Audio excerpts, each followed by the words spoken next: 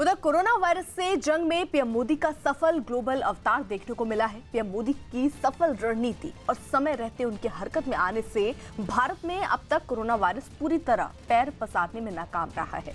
अब पीएम मोदी ने सार्क देशों के नेताओं को कोरोना वायरस से लड़ने के लिए साथ आने की अपील की है।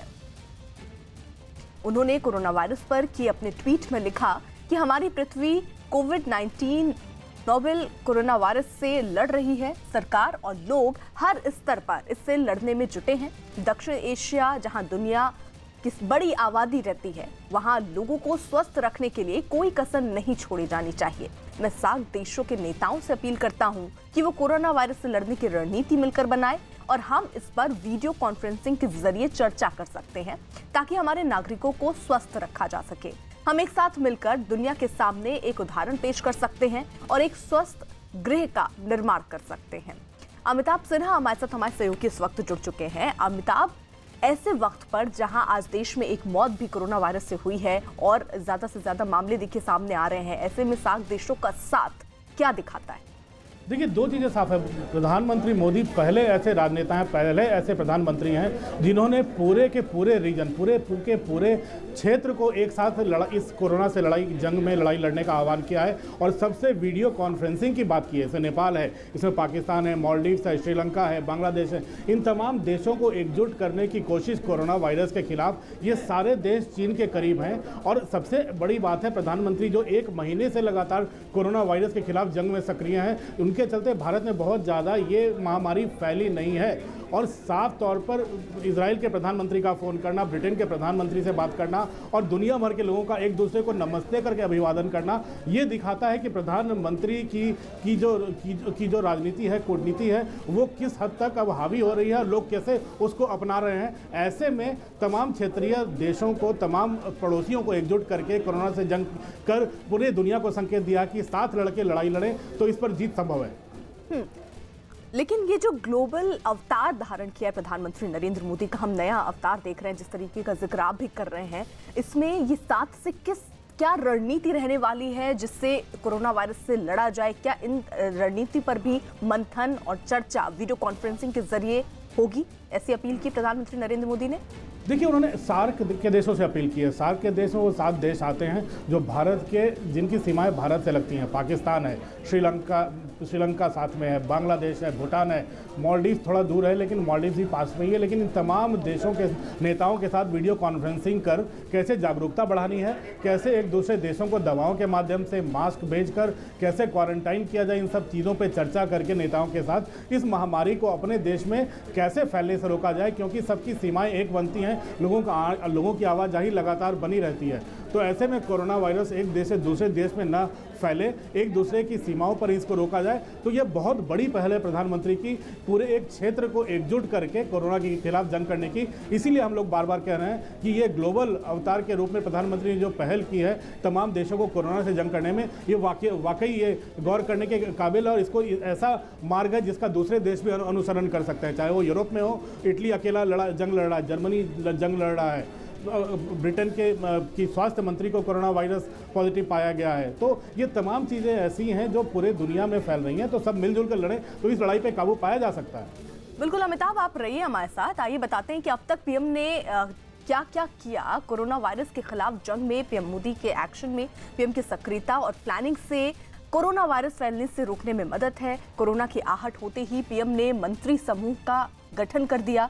चीन के करीब होने के बाद भी भारत में महामारी का असर कम। पीएम मोदी हर रोज कोरोना वायरस से जुड़े ट्वीट करते रहे। WHO के महामारी घोषित करने से पहले ही भारत में पूरा तंत्र और नागरिक सतर्क हो गए हैं। पीएम ने सार्क देशों से कोरोना वायरस के खिलाफ एकजुट होने का आह्वान इस बीच किया, जिसका हम जिक्र भी कर रहे थे एक ट्वीट के माध्यम से। वहीं महामारी से निपटने के लिए दुनिया के शीर्ष नेताओं से संपर्क में भी प्रधानमंत्री नरेंद्र मोदी हैं। इजराइल के पीएम बेंयामिन नेतन्याहू और ब्रिटेन के पीएम बोरिस जॉनसन से भी उन्होंने बात की है। पीएम के मित्र नेताओं ने अपने देश में नमस्ते करना भी शुरू कर दिया है। तो ये असर है प्रधानमंत्री नरेंद्र मोदी का, और इसको देखने को जो हम लगातार देख रहे हैं कि प्रधानमंत्री चाहे वो लोगों को जागरूक होने की बात हो अपने ट्वीट के माध्यम से, क्योंकि उनको काफी लोग फॉलो करते हैं और वो अपने ट्वीट से भी लोगों को जागरूक करते हुए नजर आ रहे हैं। उनकी सक्रियता कोरोना वायरस के खिलाफ किस तरीके से रहा है, और प्लस अब उन्होंने ग्लोबल अवतार जो धारण किया है, जो सारे सार्क जो देश हैं उनसे ये कहा गया कि हम एक साथ इससे लड़ते हैं, क्योंकि जो भारत से जुड़ी सीमा है उनसे जो लोग आ रहे हैं, किस तरीके से इस वायरस से बचा जा सकता है। तो हर रोज प्रधानमंत्री कोरोना वायरस से जुड़े, चाहे वो ट्वीट हो, चाहे लोगों को जागरूक करना हो और चाहे पूरा तंत्र तैयार करना हो, प्रधानमंत्री नरेंद्र मोदी पूरी तरीके से इसके लिए जागरूक दिखते नजर आ रहे हैं। और जिस तरीके से अमिताभ भी जिक्र कर रहे थे कि जो अपील प्रधानमंत्री नरेंद्र मोदी ने की है सार्क देशों को एक साथ आने के लिए, इस वायरस से लड़ने के लिए, हो सकता है किसी को और देश भी अपनाए, क्योंकि इस वक्त न सिर्फ